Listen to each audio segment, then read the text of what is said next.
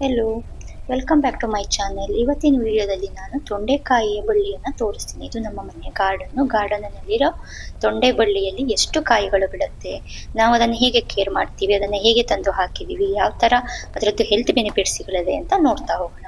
First ನಾನು ಕಾಯಿ ಕೊಯ್ಬೇಕಿದ್ರೆ ಬುಟ್ಟಿಗೆ ಈ ಥರ ಬಾಳೆ ಎಲೆಯನ್ನು ಹಾಕ್ಕೊತೀನಿ. ಯಾಕೆಂದರೆ ತೊಂಡೆಕಾಯಿ ಕೊಯ್ದವಾಗ ಅದಕ್ಕೆ ಒಂಥರ ಮೇಣದ ಥರ ಬರುತ್ತೆ, ಅದು ಬಾಸ್ಕೆಟ್ಗೆಲ್ಲ ತಾಗತ್ತೆ ಅಂತ ಈ ಥರ ಹಾಕ್ಕೊತೀನಿ. ಸೊ ನೋಡೋಣ ಬನ್ನಿ, ಇವಾಗ ತೊಂಡೆ ಬಳ್ಳಿಯನ್ನು ತೋರಿಸ್ತೀನಿ. ನೋಡಿ, ಇದು ನಮ್ಮ ಮನೆಯ ತೊಂಡೆಕಾಯಿಯ ಬಳ್ಳಿ.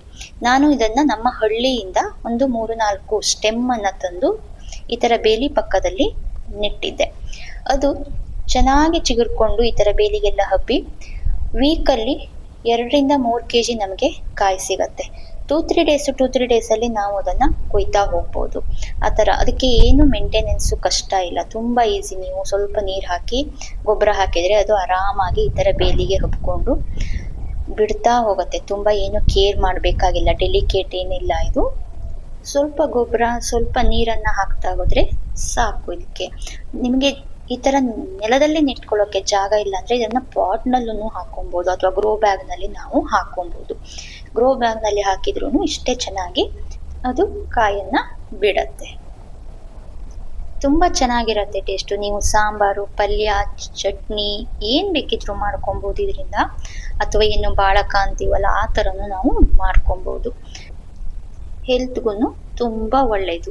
ಇದನ್ನು ಕಾಯಿ ಒಂದೇ ಅಲ್ಲ, ನೀವು ಈ ಸೊಪ್ಪಿದೆ ಅಲ್ಲ, ಈ ಸೊಪ್ಪನ್ನು ನೀವು ತಂಬುಳಿ ಮಾಡ್ಕೊಬೋದು. ಇದನ್ನು ಸ್ವಲ್ಪ ಜೀರಿಗೆ ಜೊತೆ 4 ಎಲೆ ಚಿಗುರೆ ಎಲೆಗಳನ್ನು ಕೊಯ್ಕೊಂಡು ಜೀರಿಗೆ ಮತ್ತು ಕಾಯಿ ತುರಿ ಜೊತೆ ರುಬ್ಕೊಂಡ್ಬಿಟ್ಟು ಸ್ವಲ್ಪ ಬಟರ್ ಮಿಲ್ಕನ್ನು ಆ್ಯಡ್ ಮಾಡಿ ಒಂದು ಒಗ್ಗರಣೆಯನ್ನು ಕೊಟ್ಟರೆ ತಂಬುಳಿ ರೆಡಿ.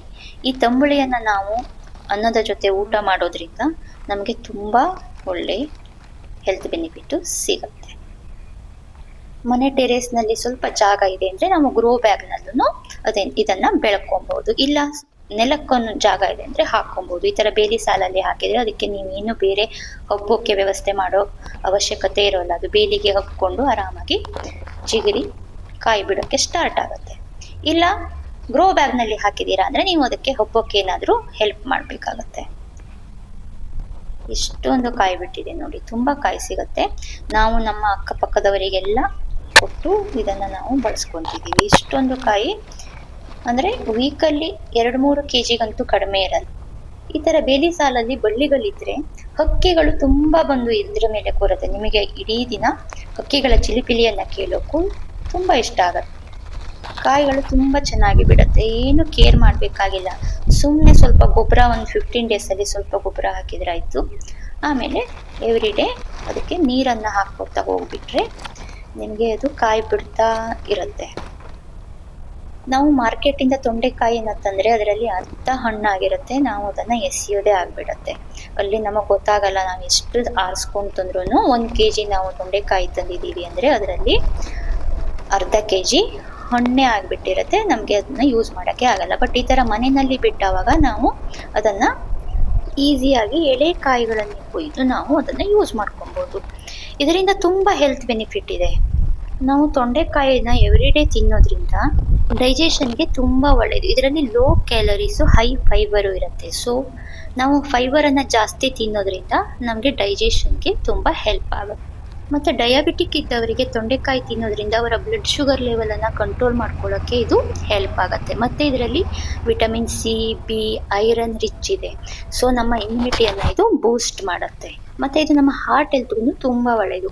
ನಮ್ಮ ಬಾಡಿಯಲ್ಲಿರೋ ಬ್ಯಾಡ್ ಕೊಲೆಸ್ಟ್ರಾಲನ್ನು ಇದು ಕಡಿಮೆ ಮಾಡೋಕ್ಕೆ ಹೆಲ್ಪ್ ಮಾಡುತ್ತೆ. ಮತ್ತು ನಮ್ಮ ಏಜಿಂಗನ್ನು ಸ್ಲೋ ಮಾಡಿ ನಮ್ಮ ಮೆಟಬಾಲಿಸಮನ್ನು ಇನ್ಕ್ರೀಸ್ ಮಾಡೋಕ್ಕೆ ಇದು ತುಂಬ ಹೆಲ್ಪ್ ಮಾಡುತ್ತೆ. ಇದರಲ್ಲಿ ವಿಟಮಿನ್ ಸಿ ತುಂಬ ಚೆನ್ನಾಗಿರೋದ್ರಿಂದ ನಮ್ಮ ಹೇರ್ ಹೆಲ್ತ್ಗೆ, ಸ್ಕಿನ್ ಹೆಲ್ತ್ಗೆ ತುಂಬ ಒಳ್ಳೆಯದು. ಮತ್ತು ಇದರಲ್ಲಿ ಕ್ಯಾಲ್ಸಿಯಂ ರಿಚ್ ಆಗಿರೋದ್ರಿಂದ ನಮ್ಮ ಬೋನನ್ನು ಸ್ಟ್ರಾಂಗ್ ಮಾಡೋಕ್ಕೆ ಇದು ಹೆಲ್ಪ್ ಮಾಡುತ್ತೆ. ಯಾರಿಗೆ ಕ್ಯಾಲ್ಸಿಯಂ ಡೆಫಿಷಿಯನ್ಸಿ ಇದೆಯೋ ಅಥವಾ ಬೋನ್ ಸ್ಟ್ರಾಂಗ್ ಇಲ್ಲ ಅಂತ ಅನಿಸ್ತಿದೆಯೋ ಅವರು ಎವ್ರಿ ಡೇ ತೊಂಡೆಕಾಯಿಯನ್ನು ಊಟದಲ್ಲಿ ಬಳಸೋದು ಉತ್ತಮ. ನೋಡಿ, ಇಷ್ಟು ತೊಂಡೆಕಾಯಿ ಸಿಕ್ತು. ಆಲ್ಮೋಸ್ಟ್ 1 kg ಇದೆ. ನಾನು 3 ಡೇಸ್ ಬ್ಯಾಕು ಇದನ್ನು ಕೊಯ್ದಿದ್ದೆ, ಇವಾಗ ಮತ್ತೆ ಇಷ್ಟು ಸಿಕ್ಕಿದೆ. ವಿಡಿಯೋ ಇಷ್ಟ ಆದರೆ ಶೇರ್ ಮಾಡಿ, ಲೈಕ್ ಮಾಡಿ, ಸಬ್ಸ್ಕ್ರೈಬ್ ಮಾಡಿ. Thank you for watching.